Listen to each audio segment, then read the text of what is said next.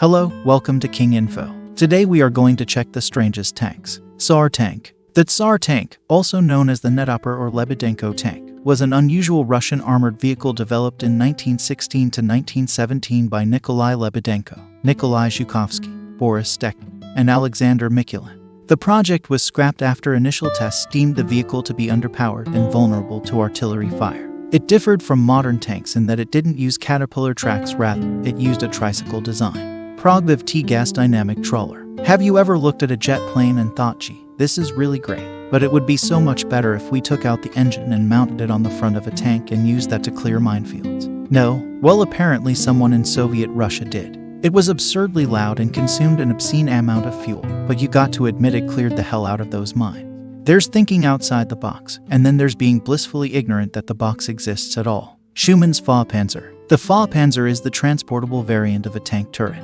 Tank turrets are rotatably mounted on a ball-bearing ring and cover a field of fire of up to 360 degrees. Maximilian Schumann and Hermann Gruson revised the tank turrets, which had proven themselves for installation on a ship deck or for coastal defense, for use by land forces, and developed them into the tank carriage of 1878.